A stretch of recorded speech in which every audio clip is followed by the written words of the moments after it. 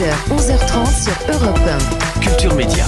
Thomas Hill. Et on démarre cette émission avec le journal des médias de Julien Pichenet. Tout d'abord, les audiences de samedi soir avec ce match intéressant entre Fort Boyard et The Voice Kids. Alors, qui est arrivé premier ? Oui, parce que les audiences de demain soir et l'interview de François Bayrou, il faudra attendre la fin de matinée pour les connaître. Les chaînes info, c'est un peu plus tard. Les deux programmes, The Voice Kids et Fort Boyard, ont été largement dominés déjà par France 3 qui diffusait un téléfilm policier, Les Bois Assassins. Ça cartonne toujours le samedi soir, plus de 3,5 millions.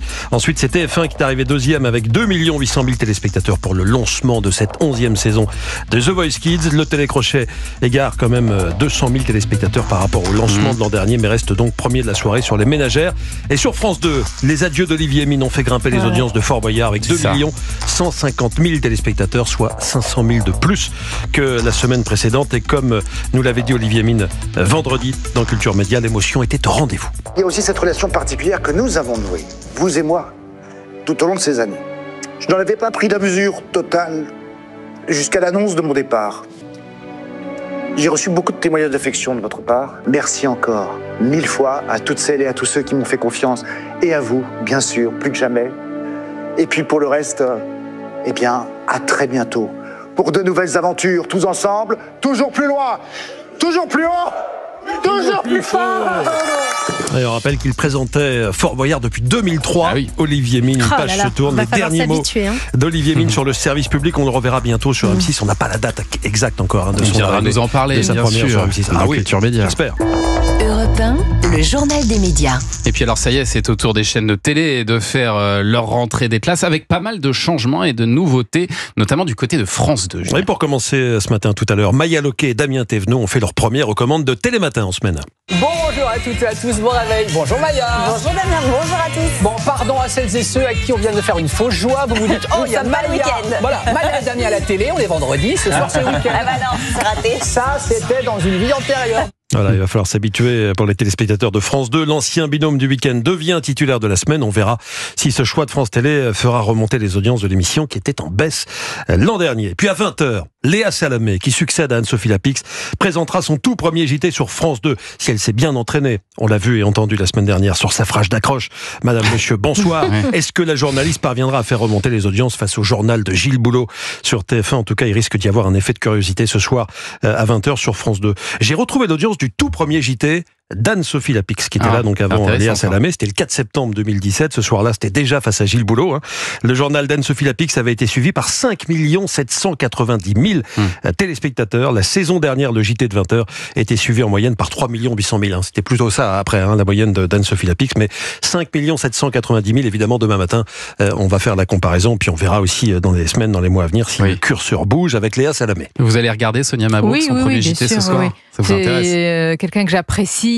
Que vous connaissez depuis longtemps. En plus, vous avez commencé, il me semble, toutes les deux à Public Sénat, à peu près d'ailleurs, dans les mêmes années, en tout cas. Effectivement, avec Jean-Pierre Elkabbach, paix à son âme. Non, j'apprécie beaucoup Léa.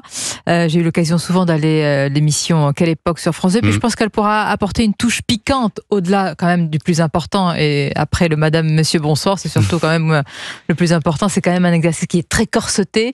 Donc comment une personnalité aussi virevoltante va pouvoir se fondre dans quelque chose qui est quand même très très cadré. Ça, c'est un véritable défi. Est-ce que c'est un exercice, vous, qui vous fait rêver, le 20h ?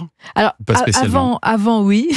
Mais avant, oui, parce que je pensais que c'était, le Graal. Peut-être pour certains, c'est le Graal. Aujourd'hui, vraiment, ce que j'aime, c'est... D'ailleurs, il y a les interviews dans le 20h, c'est un exercice qui est compris, mais je préfère stricto sensu le cadre de l'interview. Je trouve que ça correspond mieux à ma personnalité. Autre nouveauté aujourd'hui, ce sera en toute fin d'après-midi. Cyril Hanouna lancera sur W9 son nouveau talk show tout beau tout neuf. Et après 6 mois d'absence sur le petit écran, l'animateur reviendra à 18h25 pour sa première en direct avec une bande plus ou moins similaire à celle de Touche pas à mon poste. On va citer quelques chroniqueurs qui seront toujours là. Géraldine Maillet, Gilles Verdez, Raymond Abou ou encore Valérie Benaïm. Et écoutez un extrait de la bande-annonce qui circulait ces derniers jours. Je suis de retour, Benaïm. Et toi aussi, par la même occasion. Ah non, mais t'as pas compris, Cyril. Si.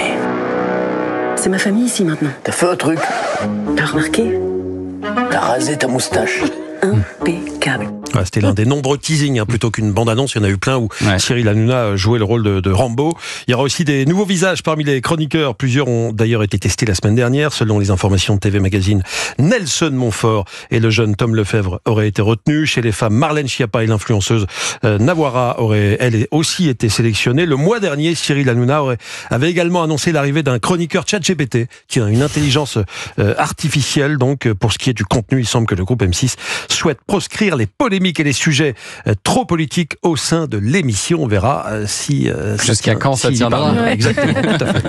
Cyril Hanouna qui revient donc dans la course des talk-shows. Et comme d'habitude, la concurrence s'annonce rude ce soir. Il sera de nouveau face à Yann Barthès, qui est aux commandes de Quotidien sur TMC pour une saison de plus. À ce propos, Yann Barthès était l'invité de Bruce Toussaint dans la matinale de TF1 vendredi. Il a été interrogé au sujet de Tout beau, tout neuf. Écoutez. Est-ce que vous allez jeter un œil à la nouvelle émission de Cyril Hanouna sur W9 ? Je suis au même moment sur le plateau, donc en direct, non. Et puis après, j'avoue, je regarde pas vraiment ce qui se passe. J'ai l'impression de travailler, quoi. Même par curiosité ? Après, ça vous remonte forcément à un moment donné. Oui. Donc, ça risque de parler de vous à un moment donné. Voilà, donc j'espère pas. Est-ce que c'est votre ennemi ? Non, j'ai pas d'ennemis. Il y a des personnes qui se cherchent des ennemis pour éventuellement... exister, mais moi j'ai pas d'ennemis. Yann Barthès, on fera un point sur les audiences évidemment des talks demain. On a pas mal d'audiences à regarder de près demain matin. Vous les regardez de près, vous, ces talks, Sonia Mabrouk, ça vous intéresse ? Oui, véritablement. D'abord, c'est un moment parfois de divertissement. De plus en plus de responsables politiques passent aujourd'hui dans ces talks pour accorder des entretiens. Donc ça fait partie du travail et puis ça fait du bien aussi de se détendre. Que ce soit... Alors j'ai évidemment une préférence depuis des années pour Cyril Hanouna. Voilà.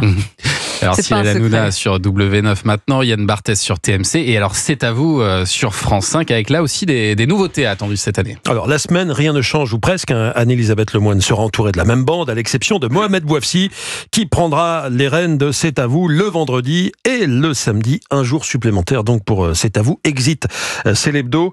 Dans cette version du week-end, Mohamed Bouafsi a confié aux Parisiens aujourd'hui en France qui sera entouré d'Églantine Émeillé, la co-présentatrice du Monde de Jamy sur France 3, des journalistes Amandine Bégaud, Yael Goz et Paul Laroutourou, qui est passé par Quotidien, ainsi que de l'humoriste Diane Ségard. On marche dans les pas de Babette avec le même conducteur. Tout ce qui fonctionne, on va le garder sans le calquer, explique Mohamed Bouafsi dans les colonnes du Parisien aujourd'hui en France. Ce qui suggère qu'il y avait des choses qui ne fonctionnaient pas, visiblement. Effectivement.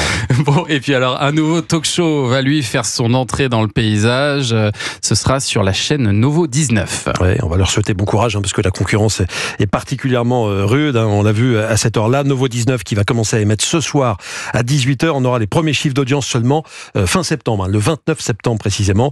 À 18h10, Martin Cangelosi, qui présentait d'ailleurs le journal des médias sur Europe 1 il y a quelques années, présentera en direct de Rennes un JT baptisé On a de l'info, un JT qui durera 15 minutes. Et puis après le journal, la journaliste Claire Arnoux, qui a quitté beIN Sport, pilotera un talk show appelé On a du nouveau. On leur souhaite bon courage, effectivement, mais ça fait beaucoup de talk. C'est sûr que ça va être très très compliqué d'exister. Effectivement. Merci beaucoup Julien pour ce journal des médias.